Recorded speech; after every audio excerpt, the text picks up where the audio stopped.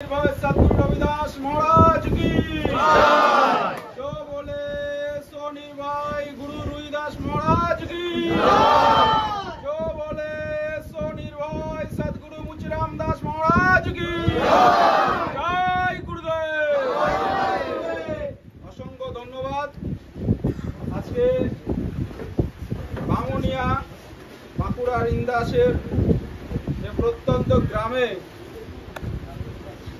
পশ্চিমবঙ্গের বিভিন্ন জেলা থেকে সংগঠনের কর্মীবৃন্দরা এবং বাঁকুড়া জেলার সভাপতি সহ বাঁকুড়া জেলার অন্যান্য যে প্রতিনিধিরা আছেন, একই সঙ্গে ইন্দাস গ্রামের মায়েরা, বোনেরা, দাদারা, দিদিরা প্রত্যেককে আমি আমার অন্তর থেকে বিশেষ ধন্যবাদ জানাচ্ছি। জানিয়ে আমাদের জাতির সমাজের কিছু ইতিহাস, ঐতিহ্য, আমাদের নিজস্ব যে কিছু কালচার,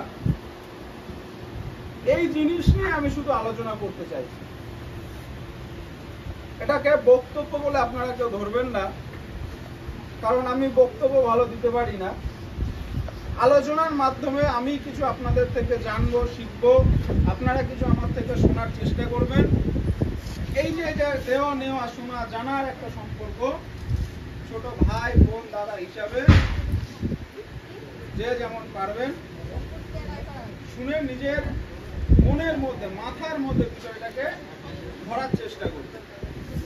সর্বপ্রথমে আমি এই যে একটু আগে যে দাদারা বলছিলেন যে মুচি কথাটা, ওখান থেকে শুরু করছি। মুচি কথাটা শোনার পরে আমাদের নিজেদেরই মনের মধ্যে কেমন একটা ভয়ের সৃষ্টি হয়, কেমন একটা গাটা ঝমঝম ঝমঝম করে ওঠে, কেমন শুনতে যেন ভালো লাগে না মুচিটা।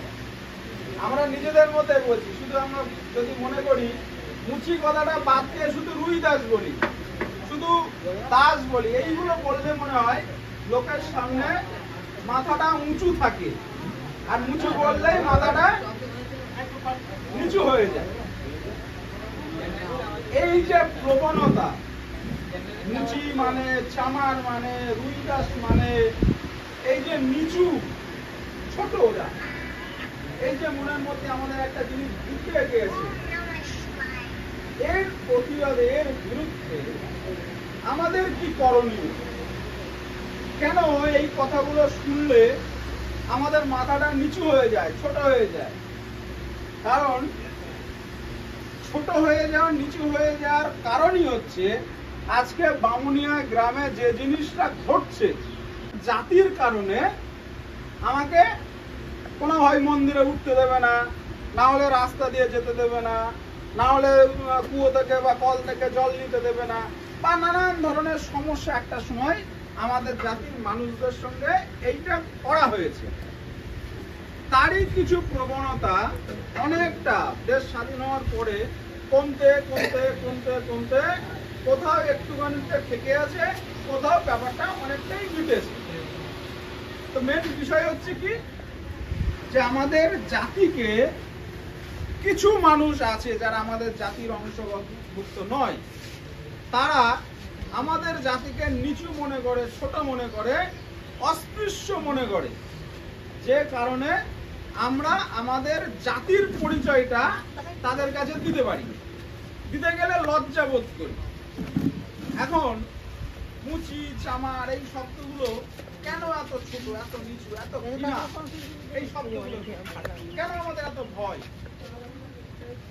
এই শব্দের পিছনের ইতিহাস কি, সেটা কি আমরা কেউ জানি না? জানার চেষ্টা করেছি না আমাদেরকে কেউ জানিয়েছে? কখনো আমরা শুনিনি মুচির কি ইতিহাস আছে। চামারদের আবার, মুচিদের ছোট জাতের আবার ইতিহাস হয় নাকি? ইতিহাস তো বড় বড় জাতিদের হতে পারে। আমাদের কোনো রাজা মহারাজাও ছিল না, জমিদারও ছিল না, কিছুই ছিল না, আমাদের জাতির ইতিহাস নেই। তাই জন্য আমাদের সাহস, ঐতিহ্য, গর্ব এই জিনিসটা কম। এখন আমাদের জাতির তাহলে ইতিহাস কি? ইতিহাস খাতায় লেখা নেই, বইয়ে লেখা নেই। আমরা অনেকে, আমাদের জাতির বেশিরভাগ মানুষ আমরা খুব একটা বেশি লেখাপড়ায় শিখিনি, পরিবেশ পরিস্থিতি, পেটে খাবার জুটতো না, কি স্কুলে গিয়ে বসে থাকে। বয়স্ক আমার দাদুরা, মায়েরা, পিসিরা, ঠাকুমারা বসে আছে, দুবেলা পেট ভরে খেতে পারতো না আমাদের পুরো। ভাত পেট ভরে খাবে, চাল তো চোখেরই দেখা যেত। যা রান্না বাড়া করবে, কোথায় মাঠ থেকে বাগান থেকে কি কচু খেতে তুলে নিয়ে আসবে, কোথায় ধানের ফুট কিনে নিয়ে আসবে, সেই সব রান্না বাড়া করে আমরা জীবন বাঁচি। এখন সেই লড়াইয়ের সঙ্গে গিয়ে আমরা স্কুলে কখন যাব? গরু ছাগল পুষতে পুষতেই আমাদের সময় কেটে যাবে, তাই তো ঠাকুমা, মায়েরা, বাবারা? এটা হচ্ছে আমাদের সমস্যা ছিল, যার জন্য আমরা স্কুলে যেতে পারি। এখন আমরা স্কুলে যাচ্ছি, গিয়ে দেখছি স্কুলের ইতিহাসের বইতে কোথাও আমাদের জাতির ইতিহাস নেই। ফলে আমাদের ছোট ছোট ছেলে মেয়েরা আমরা আমাদের ইতিহাস জানতে পারছি। এখন আমাদের ইতিহাসটা লিখবে, আমাদের ইতিহাস আমাদেরই লিখতে হবে। আমাদেরটা তোমরা তো লিখে দেবে না, আমাদেরটা দায়নি লিখে।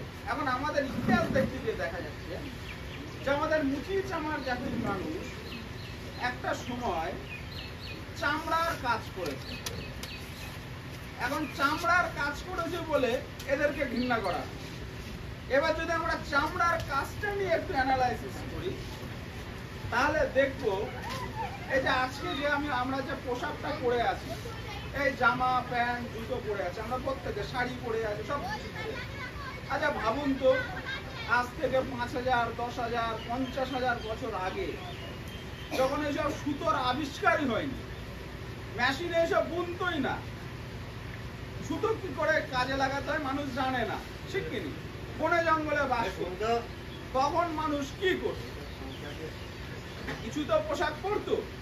সবার প্রথমে মানুষের যখন এই ধরনের পোশাক পরিচ্ছদ ছিল না, তখন তারা কি করত? বনে জঙ্গলের কোনো গাছের পাতা, কোনো গাছের ছাল, অনেকে দেখবেন এখন ভিডিওতে দেখে থাকেন, এই ছাল পাতা দিয়ে অনেক পুরনো আদিবাসীরা এখনো বন জঙ্গলে জীবনযাপন করছে। কারণ তারা এসব সেলাই করতে পারে না, সুতো ব্যবহার জানে না। তাহলে আমাদের ভারতবর্ষের মানুষও প্রাচীনকালে ওই রকম গাছের ছাল পাতা পরে ঘুরে বেড়ায়। এটা সাধারণ বুদ্ধি, স্কুলে যাওয়ার দরকার নেই এটা জানতে গেলে, নিজে থেকে ভাববেন। তাহলে যখন এই পাতা ছাল পরে ঘুরে বেড়াচ্ছে মানুষ লজ্জা নিবারণ করার জন্য, তখন একটা গ্রুপ মানুষ তারা কি করলো? মরা পশুর চামড়াকে ছিঁড়ে নিয়ে এসে সেটা রোদ্রে শুকিয়ে একটা পোশাক বানিয়ে দিল। চামড়ার এখন ব্যাগ হয়, বেল্ট হয়, তা চামড়ার জামাও তো হয়, জ্যাকেটও তো হয়। তখন চামড়ার জামা প্যান্ট হতো, কারা বানাতো? আমাদের জাতের মানুষরা বানাবে, মানে মুচিরাই তো বানাবে। চামড়ার কাজ তো ঘোষেরা, ব্রাহ্মণরা, বাগদিরা, বাউডিরা করেনি, চামড়ার কাজ মুচিরা করেছে। তাহলে সেই সমস্ত মানুষদের বনে জঙ্গলে যারা পাতা ছাল পরে ঘুরে বেড়াতো, তাদেরকে, শুধু আমাদের জাতি না, আমাদের জাতের সবাই তো পড়তোই, তাদেরকেও সেই পাতা ছাল পরার পরিবর্তে চামড়ার পোশাক পরানো শিখিয়েছে আমাদের। তাহলে যারা বন জঙ্গলে অসভ্য হয়ে ঘুরে বেড়াতো, যারা বন জঙ্গলে উলঙ্গ হয়ে ঘুরে বেড়াতো, তাদের জামা প্যান্ট পরানো শিখিয়েছে কারা? আমাদের চামার মুচি জাতি। এর জন্য কোনো ইতিহাস বইয়ের দরকার আছে? সাধারণ বুদ্ধিতে কাজ হবে। দেখুন, আজকে আমরা অনেকেই চামড়ার বুট পরে আছি, অনেকেই ভালো ভালো দামি দামি জুতো পরে আছি, অনেকেই আমরা ওই হাই চপ্পল পরে আছি। ভাবুন তো, যখন এইসব জুতো আবিষ্কার হয়নি, যারা বয়স্ক 70-80 বছর 100 বছর বয়স আছে, তারাই জানে কবে জুতো পরেছে, কেউ ছোটবেলায় জানেই না, সব খালি পায়ে ঘুরে বেড়াতো। তাহলে 200 বছর, 500 বছর, 1000 বছর আগে, 2000-3000 বছর আগে যখন এইসব জুতো আবিষ্কার হয়নি, তখন মানুষ বন জঙ্গলে কি করতো? তখন তো চাষ হতো না, কোনো জায়গায় পশু শিকার করতে যাচ্ছে, ফল পাকড় আনতে যাচ্ছে, জঙ্গলে দৌড়াতে দৌড়াতে কোথাও একটা সাপে কামড়ে দিল, জঙ্গলে যেতে যেতে কোথাও একটা কাঁটা ফুটে গেল, কাদা দিয়ে হাঁটতে হাঁটতে, জলে হাঁটতে হাঁটতে পায়ে পাপুই লেগে গেল, পায়ে ইনফেকশন হয়ে গেল। যখন এরকম খালি পায়ে ঘুরে ঘুরে মানুষের এরকম দুর্দশা ছিল, তখন সেই সমস্ত মানুষকে জুতো আবিষ্কার করে জুতো পরানো শিখিয়েছে আমাদের চামার মুচি জাতের মানুষ। যদি জুতো আমাদের মুচিরা আবিষ্কার না করতো, তাহলে আজ অব্দি মানুষের, সারা পৃথিবীর মানুষের হয় খরম পায়ে ঘুরে বেড়াতে হতো, না হলে খালি পায়ে ঘুরে বেড়াতে হতো। তাহলে মানুষকে অসভ্য থেকে সুসভ্য বানিয়েছে কোন জাতের মানুষরা? মুচি জাতের মানুষরা। তাহলে যখন তারা চামড়া জুতোর কাজ শিখিয়েছে, পড়িয়েছে মানুষকে, তাহলে চামড়ার জুতো কাউকে তো ফ্রি দেয়নি। চামড়ার ব্যাগ বা চামড়ার কিছু পোশাক পরিচ্ছদ কাউকে তো ফ্রি দেয়নি। আমি যখন চামড়াকে একটা প্রসেসিং করে একটা জিনিস বানাবো, তখন তো তার কিছু টাকার পরিবর্তে দেব, কিছু না কিছুর বিনিময়ে দেব। তাহলে যারা আমাদের থেকে কিনতো, তাদের থেকে আমাদের ঘরে পয়সা আসতো, ধন সম্পদ জমি জায়গা তাহলে আমাদের ছিল, তাই তো নাকি? কারণ চামড়ার কাজ আমরা সেটা কেউ জানিনি। অর্থ ছিল, সম্পদ ছিল। যার অর্থ আছে, যার সম্পদ আছে, তার সংস্কৃতি আছে, নিজের জাতের আভিজাত্য ছিল। এখন আমাদের প্রত্যেকটা গ্রামে গিয়ে গিয়ে দেখেন, কারোর বাড়িতে জায়গা নেই, কারোর মাঠে জমি নেই, কারোর ব্যাংকে কোনো টাকাই নেই। কারণ একটা সময় আমাদের থেকে জোর করেই কিছু মানুষ সব কেড়ে নিয়েছে, বিভিন্ন ভাবে ভয়ভূত দেখিয়ে সরিয়ে দেওয়া। একটা সময় আমাদের মানুষ যারা পরিশ্রম করে অর্থ সম্পদ সঞ্চয় করেছে, তাদের হাতে যদি 10 টাকা দেবে, যারা বয়স্ক মানুষ আছে তারা জানবে, 10 টাকা যদি গ্রামের কারোর হাতে থাকতো, অন্য সমাজের কেউ যে অর্থবান সম্পদ আছে তার কাছে সেই টাকার খবর গেলে, বা তারা যদি দেখতো ওর হাতে 10 টাকা আছে, বাড়ি লোক পাঠিয়ে দেবে, ভাই এই 10 টাকা ওই অমুক মুচির বাড়ি দেখলাম, ওর হাতে, ওর ছেলে মেয়ের হাতে দেখলাম, এই 10 টাকা কোথায় পেয়েছে খবর নিয়ে আয়। হতো কি হতো না?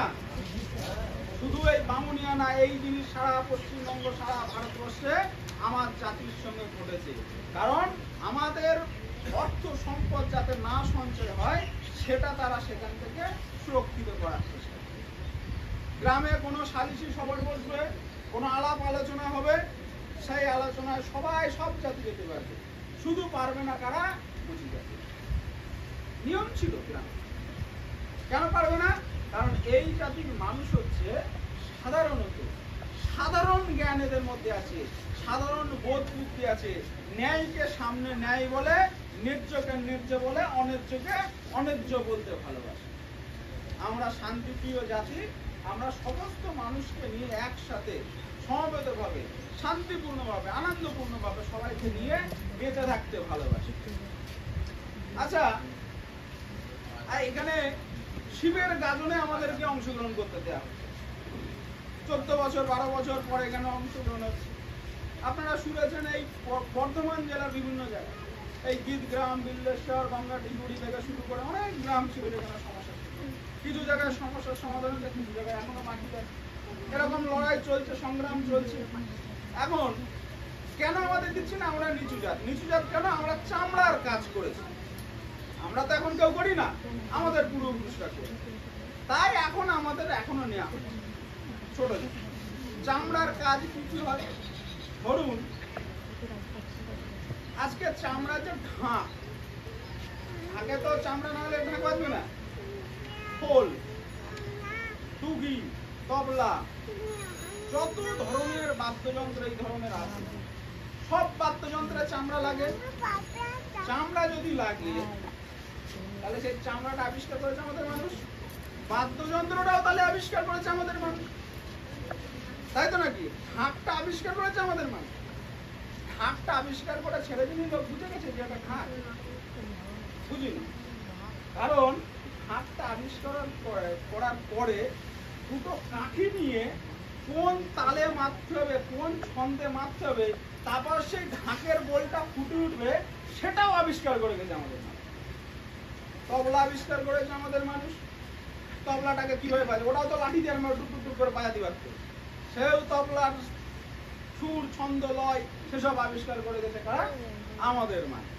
গান বাজনার দিক থেকে শ্রেষ্ঠ। আমি এর আগেই বলেছি, আমাদের নিজস্ব কালচার আছে, সমাজ আছে, সংস্কৃতি আছে। আমরা পেটের তাড়না, কাজের তাড়না ছুটতে ছুটতে এসব আর ভাবার সময় পাই। বয়স্ক মায়েরা বলতে পারবো নাকি, প্রত্যেকটা গ্রামে তাই মা থাকতো নাকি? বাচ্চা কাচ্চা হলে যে কোনো বাড়ি, শুধু আমাদের মুচি জাতের না, যে কোনো বাড়ির কোনো পোয়াতি যদি কেউ হয়, জমিদার বাড়ি হোক আর যে বাড়ি হোক না, সেই তাই মা আমাদের বাড়ি থেকে গিয়ে কোন গাছের ফল খাবে, কোন গাছের মূল খাবে, হাত কতটা খাবে, কি তেল কতটা খাবে, কোনো সমস্যা হচ্ছে কিনা সেই ওষুধও বলে দিত। এবং যখন ভূমিষ্ঠ হবে বাচ্চা, সেই বাচ্চাকে ভূমিষ্ঠ করেছে আমাদের মায়েরা। তাহলে দাই মা, এটা ডাক্তারি জিনিসটা, নার্সিং জিনিসটা, এটা তো আমাদের সমাজের মানুষ। কোন গাছের শিকড়টা খেলে কোন রোগটা সারবে, কোন গাছের পাতা খেলে কোন রোগটা সারবে, বনে জঙ্গলে ঘুরে ঘুরে সেই জিনিসটা খেয়ে পড়ে বুঝে মানুষকে সেই জিনিসটার উপকারিতা শিখিয়েছে কারা? আমাদের পূর্বপুরুষরা। এমন একটা ঐতিহাসিক ইতিহাস আমাদের আছে, আমাদের গুরুত্ব আছে সমাজে। সেই জাতিকে আজকে চামড়ার কাজ করে দেবো বলে তাদের শিবের কাজে নিয়ে। আচ্ছা, বাবা ভোলানাথ শিব দেহে যে পরিধানটা করে থাকে, উনি কি জিন্সের প্যান্ট পরে থাকে? কি পরে থাকে? একটা বাঘের ছাল পরে থাকে না? তা বাঘের ছালটাকে প্রসেসিং করে পড়েছে, মানে হয় কেউ কোনো তাই তো নাকি? এটা তো স্বাভাবিক জিনিস। আজকে উনার পুজোয় আমাদের অংশগ্রহণ করতে দিচ্ছে না, বড় বড় যারা নিজেদেরকে অনেক উঁচু মনে করছে। বাবা শিব আমাদের দেবতা, ওনাকে আমরাই পুজো করবো, 100 বার পুজো করবো। ওনার ঘরে আমরা যাবো, কে একাই আমরা সেটা দেখব। প্রশাসন আছে, ভারতবর্ষ দেশ স্বাধীন হয়েছে, সেই স্বাধীন দেশে আমাদের পূর্বপুরুষ, আমাদের বংশের বাবা সাহেব ডক্টর বি.আর. আম্বেদকর, তিনি সংবিধান রচনায় লিখে গেছে, ভারতবর্ষে এমন কোন মানুষকে জাতিগত কারণে অস্পৃশ্যতা স্বীকার করা যাবে না।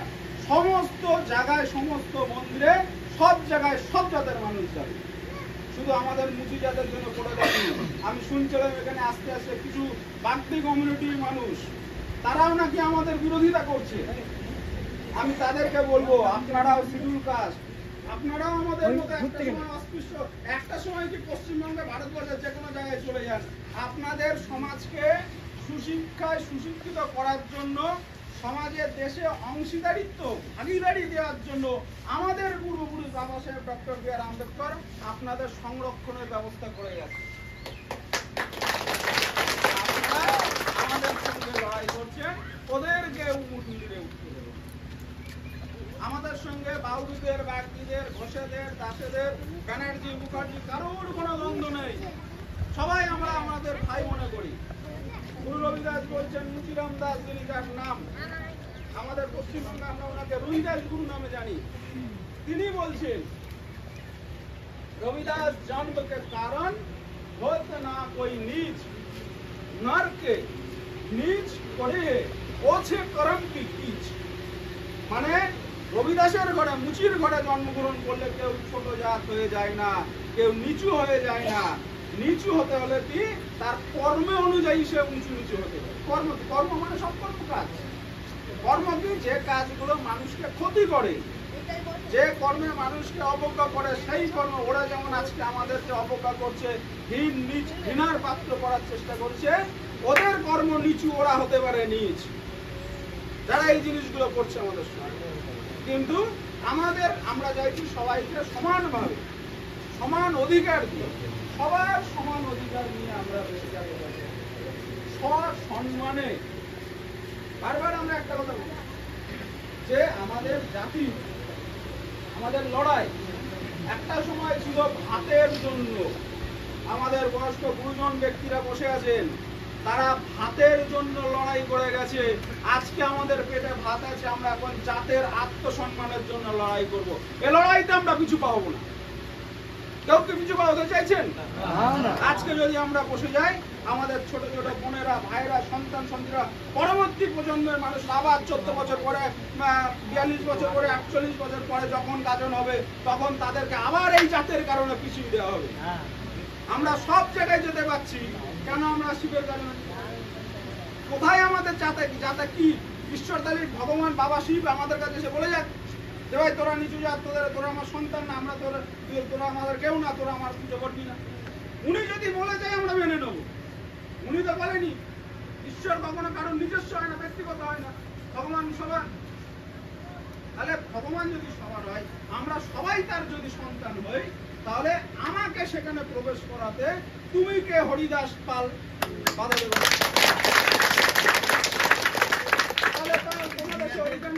তার জন্য আমরা সরাসরি উপস্থিত হয়েছি প্রশাসনের কাছে। আজকে আমরা হতে পারি সমাজের পক্ষ থেকে এখানে উপস্থিত হয়েছি, কিন্তু আমরা চাইছি যে আমরা লড়াইতে যাব না। আমরা কোন জাতির সঙ্গে কারোর সঙ্গে মারামারি কাটাকাটি খুনোখুনিতে যাব না। আমরা শান্তিপূর্ণভাবে প্রশাসনের দ্বারস্থ হয়েছি। আমরা বিডিওকে জানিয়েছি, আমরা এলাকার যে থানার ওসিকে জানিয়েছি, আমরা এসডিওকে জানিয়েছি, বিডিওকে জানিয়েছি, মাননীয় মুখ্যমন্ত্রীকে জানিয়েছি।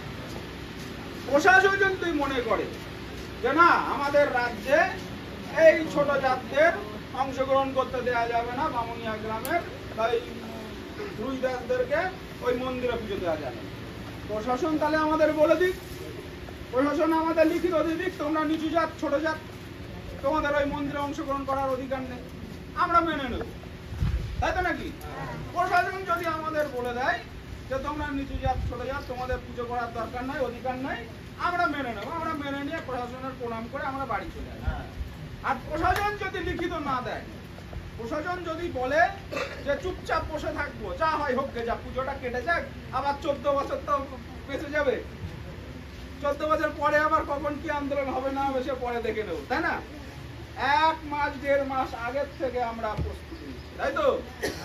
মুখ্যমন্ত্রী থেকে চিঠি হয়ে প্রশাসনের কাছে পৌঁছে গেছে, সেখান থেকে রিপোর্ট জমা হবে। রিপোর্ট জমা হয়ে প্রশাসনের বলা থাকে না যে আমাদের অল্প সময় দিয়েছে, আমরা জানি না, আমরা অ্যারেঞ্জ করতে পারিনি। যেহেতু অনেক সময় প্রশাসন গড়িমসি করছে, যা করছে করুক। আজকে আমরা আপনাদের সামনে উপস্থিত হয়েছি, সবাই মিলে এই মাহফিলে আমরা আলোচনা করছি গুরুদেবের কথা অনুযায়ী, ऐसा चाहू राज में जहां मिले सबन की अन, छोटे बड़े सब सम बसे, रविदास रहे प्रसन्न।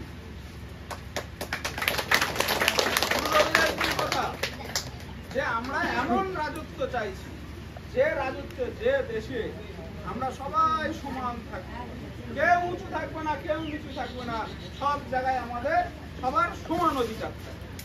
আজ থেকে 650 বছর আগে পৃথিবীর মধ্যে শ্রেষ্ঠ গুরু সন্ত শিরোমণি, যত সন্ত গুরু মহারাজ আছে সবার শিরোমণি, মাথার মুকুটের মণি, ওনার উপরে আর কোনো গুরু হতে পারে।